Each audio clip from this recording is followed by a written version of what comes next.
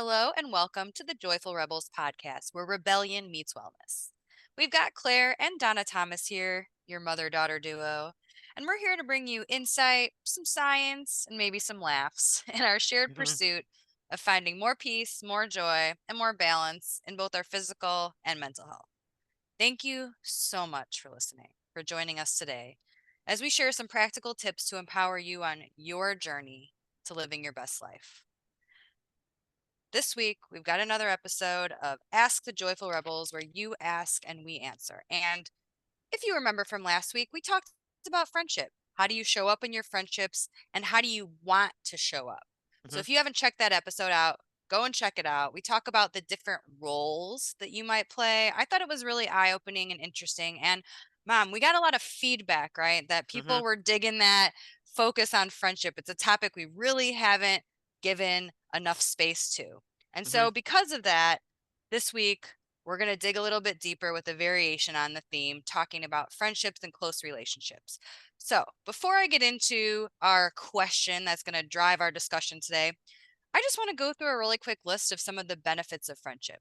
Because we were talking before this and we said, we know it's one of those things, it's good to have friends, relationships, and they benefit us. We know that. I'm doing air quotes here.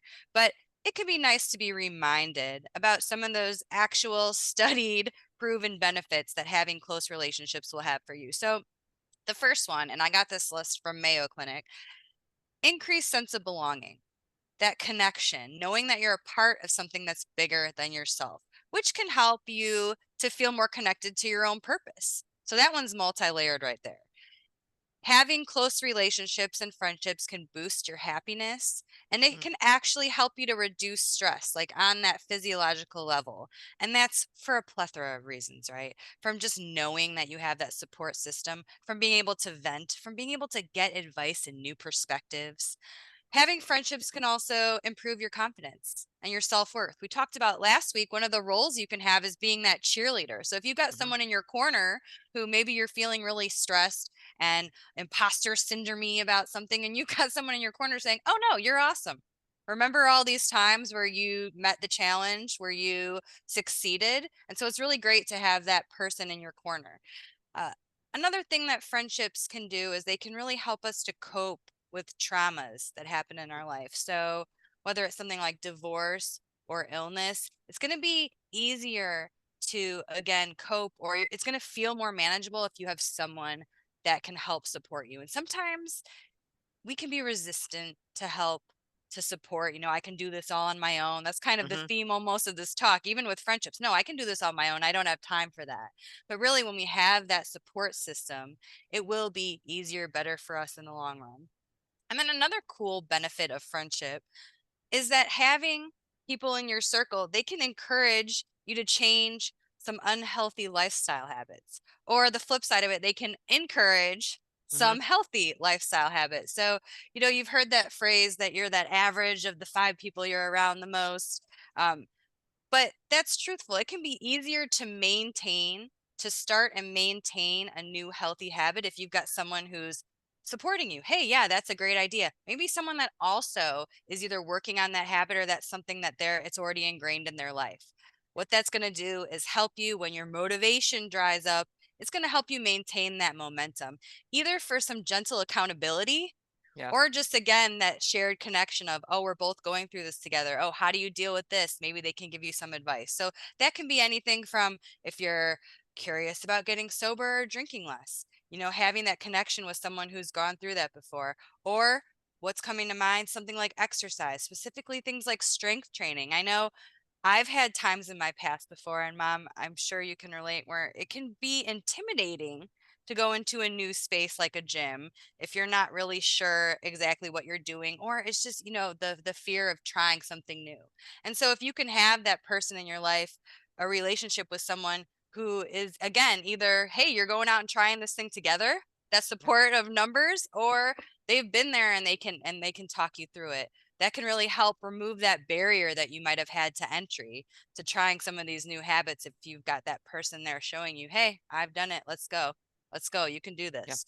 So that's just some of them, right? There's a whole laundry list of benefits that we get from friendship, but I think as intelligent and busy women, moms, sometimes we're like, no, I know that friendship's good, but I don't have time, or I'm going to focus on X, Y, and Z. A lot of the times when our plate is full, the things that benefit us personally get put to the wayside Mhm. for, giving out all our energy and time elsewhere. So because y'all were digging the friendship talk, we want to dig into it deeper this week. And so now that we've talked a little bit about all these proven benefits of having these friendships and close relationships in your mom, I'm going to get to the meat of it today. The question for you, mom: how can we build and maintain these close relationships, these friendships that we know will benefit us? Yeah. Oh, there's a lot right there. I just want to Woo. marinate on that just for a moment because the first thing that came to mind when you're talking about benefits of friendships, I'm like, what are we, a bunch of monsters that we, don't want to engage in friendship, which can be the flip side of it, or maybe that's just my inner dialogue sometimes. But I have to admit that there were times in my life, especially when you guys were younger, or felt a different sense of stress that reaching out and having external relationships and having friendships that were getting closer might have been used for a purpose like gossiping or venting, just Mm, having somebody around to do that. But it's just so much more than that.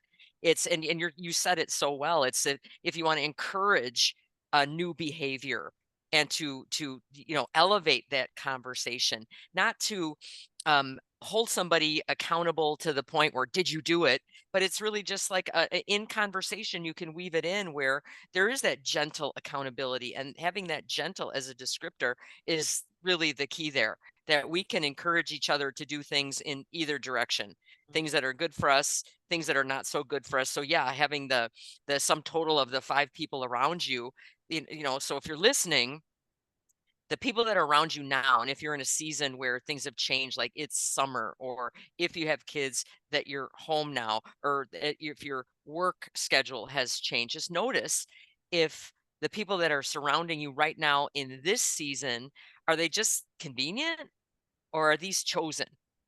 And I think the chosen part can feel overwhelming to me. And at one more confession here, I don't know why I feel like it's a confession, but it's true. And I do feel better when I let it out because it'd been kind of lurking inside me. But you're right, Claire. Sometimes I'd be like, is it worth it to even bother to do this? Like I've kind of got it on my own. I have had a career and a lifetime of being around a ton of people, the very consumer facing, lots of people. And I'm going to tell you right now, if that's your situation, that does not take the place of having a couple of good friendships. It doesn't. That is a different category of just being around people that has nothing to do with the sharing and the camaraderie and gaining the benefit of having a shared experience, whether it's just doing regular life or going through big chapters like trauma and job change and divorce, and to be able to ride those waves with somebody who actually knows you. So I did take a peek in the rearview mirror, was like, "Ugh." Yeah, I've done it the other way. And I can tell you that it felt lonely. And that's why we're so big on this relational piece now, because although I can intellectually know the benefit of it, there's a how to, like how to. And I'm going to say I've got 5 points here, but the how to is that it shouldn't take a whole bunch of energy. It just gives you a guideline for how to do it, where you've got a little bit of effort into it, not a huge amount, but let's be strategic about it. And if you can to build and put your energy in ways that feel like there's a payoff or a dividend, then it doesn't feel so effortful, but it can be strategic. And so those are the things that we really want to get to you. So if we're looking at how to build close relationships, and this could be friendships and friends that turn into family. So like the route for this is really got some great ways to change our life for the better with no ceiling. So this could be a really a great road to go on if you're not already. But one of the ways to build it is for sure is to get to know yourself. So all of the things that we talk about, and it's just getting to know that I can identify and express the feelings that I have, my wants, my needs, clearly and effectively, which that kind of sounds like a big thing, but that's the stuff of life. That's the stuff we're doing all the time that we talk about on the podcast. All the different subjects that we've had so far are to that end. So you do get to know yourself in this season. And you don't have to be perfect at it, but you got to have an idea. And having a friend and being able to have some back and forth dialogue helps me to get clear on what I'm thinking and feeling, because now I have to express it. So there's a great benefit in sharing there that allows me to get to know myself in this season. Okay, so that's a big one, and that's going to be a tense stake for us in pretty much everything, right, Claire? So getting to know yourself is a big deal. It's not time wasted. It is time that is the foundation for building other relationships and for creating peace and ease in your life. So that's going to be number one. The second one, the way they put it in the study that I was reading was put in the work. I'm going to reframe that because I didn't like how that felt, even though it's partially true. I felt that it was better stated as get creative. Mm. So get creative. And as Claire and I were chit chatting before we, hit record yesterday, I had a great example, because again, when we talk about these things and we come up with a topic, it shows up in our lives over and over again, and we're heightened and ready to look for it. We're like, okay, we're talking about this. How is it showing up in our lives so that we can share it? And whether we're manufacturing and creating more experiences in order to share, or it's just organically happening, it's pretty cool how, like yesterday, speaking of friendships, these are two women that are not close in location to me. They're not. One's in Colorado and the other one is in North Carolina. But they're awesome people. So I got a chance to talk to Lois at 7 a.m. yesterday morning, which was, she's Eastern time. So for her, some of that prep time to make time to talk, I was finished doing a workout and we had this sweet spot of a half an hour. And it was so productive and it was so good to hear her voice. So worth it. But we both got creative when we looked at our schedules. Now that was 7 o'clock in the morning. At noon, I was talking to Nikki out in Colorado, and Nikki created time and space in her full-time workday where she had like a meeting time and open space, and then ate her lunch while we were talking over FaceTime. So she used her time. So we both compromised and created this time, and it was amazing. And it was so worth it, because these are people that, although I don't have regular contact with, I don't work with them in the same way that I used to. They're amazing human beings, and I want to stay connected in their lives. And I got the sense they wanted to do that too, because we both found common ground and we were able to connect. So that was super cool. So it's not so much putting in the work, it's just get creative. And hey, if you got to put something on the calendar for a month from now, do it, Mm. because a month from now will come and go. And to have these things that are in your calendar to be able to look forward to, you get some anticipatory joy in that as well. And then if you need to reschedule, you reschedule. So you're doing what you can, holding it with an open hand, but you're creating a plan with that.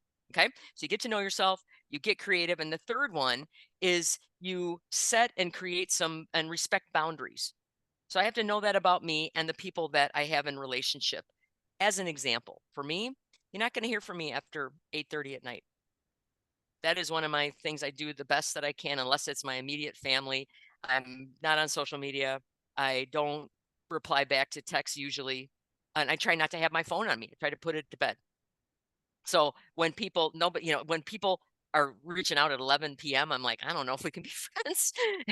Like, this about me, but it's up to me to communicate that. At night, that's not my thing.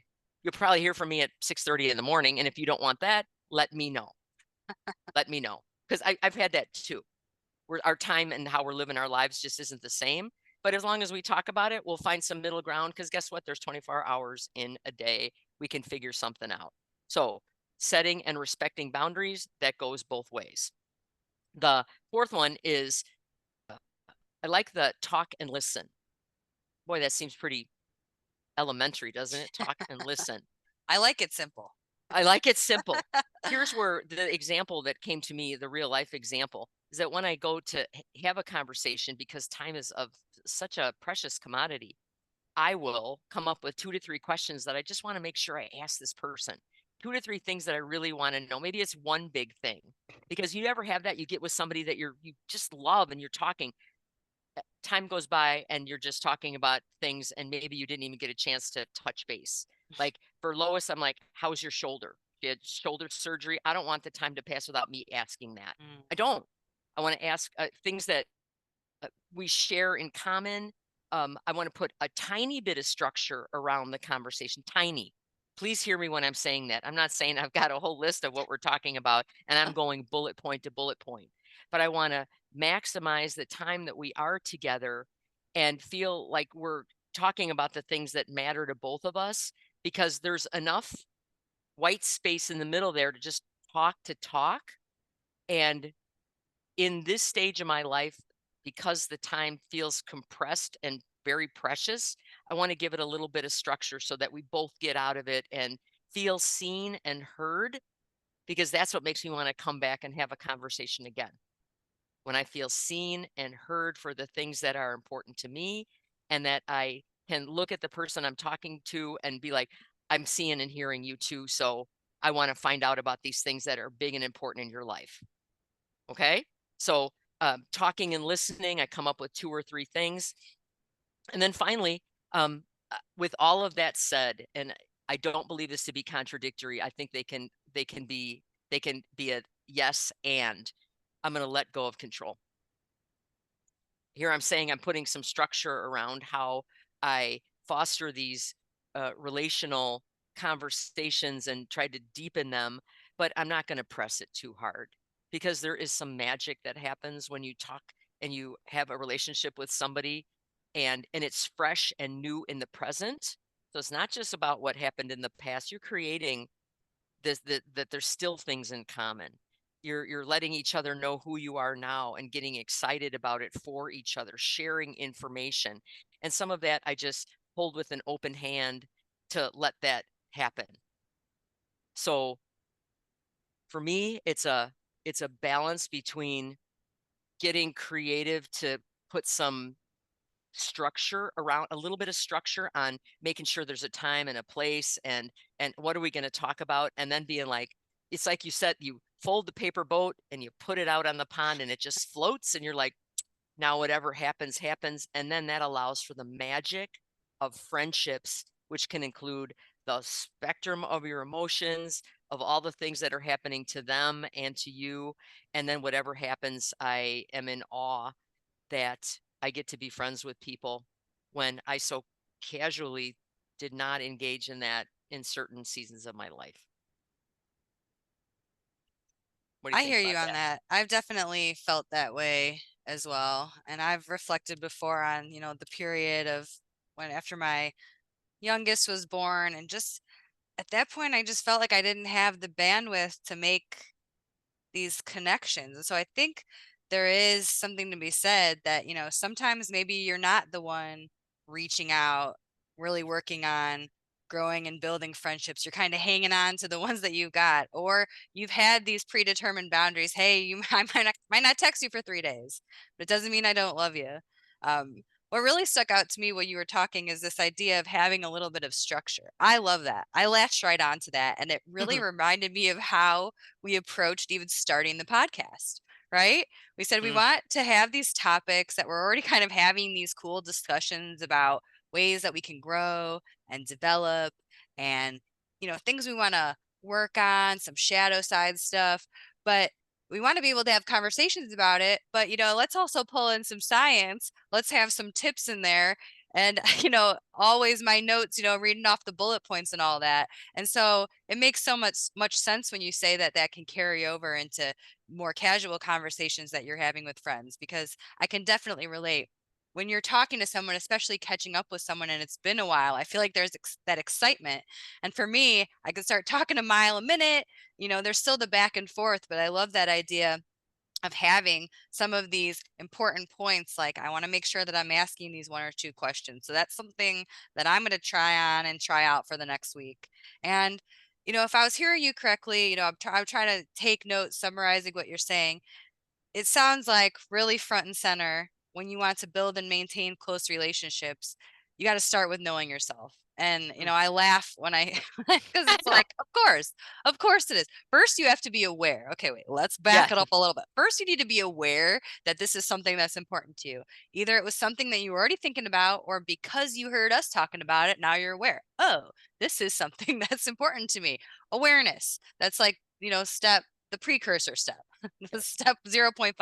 Then step 1 is knowing yourself. So if you're looking to build relationships, especially new relationships, but even if you're growing the relationships that you have to know yourself. I feel like Mhm. I'm just going to go ahead and say the statement. Any change you want to make, any change you want to make, it has to start with knowing who you are, knowing not just your likes and dislikes, but also when you talked about setting boundaries. How are you going to know what boundaries you're going to set if you haven't reflected? And a boundary, again, isn't something telling someone what they can or can't do to you. The boundary is you. This is what I'm okay with. So you said, Mom, you said it great. You're like, I'm not going to respond to a text after 8:30. Like, I hear you on that. If I'm not sleeping, I'm laying in bed pretending I'm sleeping and reading my book. So either way, Yeah. the illusion that I'm sleeping at this time, I don't want, to have that 100% availability all the time. So I think that knowing yourself translates into being able to set and communicate boundaries with people. And then I love how you talked about that creativity. And you mentioned that last week. One of your hacks for how you want to show up in your friendships is that you plan the next one. And I love how you Mm, elaborated then that we're going to get creative with it. And there's going to be that compromise because I think we've all been in relationships where it felt like you're always the one reaching out. mhm. And let's be honest, sometimes that is a signal of the quality of the friendship. Yes. Sometimes that is just a seasonal thing. And I know that I'm raising my hand when I was in certain times in my life, I was not the one reaching out. So it's not a blanket, that's a bad, warning sign, but it's something maybe that you're looking into more. And if it's a healthy relationship that you're Mm, trying to grow, there is going to be that compromise back and forth. Um, and then finally, that last piece, I find I was blending the last two things you're talking about. Like there's the structure, you're asking the questions, you're maximizing your time together, but again, you've got that flexibility. And we've talked about this on the podcast before, how to work on being more flexible. For some of us, it's more difficult than others, like that rigidity. I want to be able to plan it. I'm going to overthink and try to think of every iteration of the conversation and how it's going to go, especially if it's been a while or if, there's any emotions in the conversation. So I think that for me, I know that's something that I am always working on, and it's nice to hear it laid out like you did, that there's going to be the balance of the structure. And here are one or two things that I know I want to talk about, but I'm also going to be flexible and just let it go, right? Loosen the grip and be okay with that. I know that's something again I feel like I'm always working on, but hey, I'm a proud work in progress. So yeah, to be able to same. have these all listed out, I feel like is really helpful.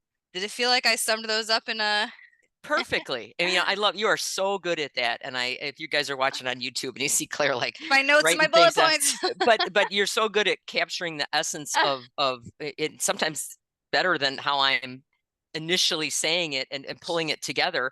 But I do have one more hack that really seems to be the magic pinpoint for me.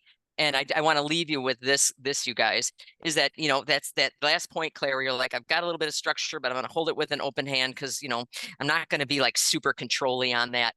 The phrase that pays is, take note if this matters to you and you're having a conversation with somebody really great, you're like, hey, we've got 5 more minutes. So let's pull out our phones and figure out when we're going to meet again. And whether it's the pull your phone out to see when we're going to go, or we have 5 more minutes, so let's wrap it up, or if there's one more thing we want to get up, or if it's like, hey, we've got about 10 more minutes. I will take point on that in the relationships as best I can to be like, we've only got a few more minutes left, almost like I'm in a business meeting. Mm, We're going to wrap it up, but is there anything kind of like, is there anything else you really wanted to let me know? And I'm going to do the same. But I'm finding that I used to think in my um, in past seasons that felt abrupt, mm, that felt impersonal. But I think that's like it does me a favor. It allows me to like pull it all in so I can finish my thought or what I was going to say. And if we both know there's this much time left and somebody's not going to launch into something really big, we'll just make sure we got another time. So that to me is a boundary and boundaries in general, I believe, are generous. mm-hmm, They're a generous way of providing a finish line or just a gate of where we're at. And so that's the one. Maybe this is it. Where in your friendships, you're going to be the gatekeeper of the, hey, we've got 10 minutes left. And it just lets everybody know where we're at. And sometimes you'll be in a conversation, be like, oh, good, we got 5 minutes left. Sometimes you're like, I wish I had 10 more hours, but either way, you'll know how to proceed from there and you'll get some closure. So final thought from me is friendships don't have the same type of rules that like romantic relationships do. Like then if you're not going to see each other again, usually there can be a conversation where it's like we're breaking things off. We're not going to do this. Even though I understand about ghosting, we don't have that in platonic relationships as much. There's more open air to have things misconstrued or less closure or less understanding of where it's going, and we can do better. I think we can do better in a way that serves everybody that's involved, and it allows us to love on the people that we love and continue relationships even when they're not ones that are right in our backyard. And I do think it's important, and this is coming from somebody that didn't invest in that for periods of my life, and I can honestly say life is much better when, even if there's one person that you're connected to in a busy season, um, take a little bit of time to do that, because it will pay off in all those benefits and then some. Well, I've got a ton of food for thought for all these tips that we got today. You who's listening, yes, you, I'm talking to Mhm. you. What are you going to do this week to think about building and growing those close relationships that you have? And one last thing, thank you. Thank you so much for joining us. We've gotten so much good feedback as we've started this Ask the Joyful Rebels iteration of the podcast. So please continue to share your thoughts, your questions, your feedback with us. We love it. We love going on this journey with you. Until next time, Rebels.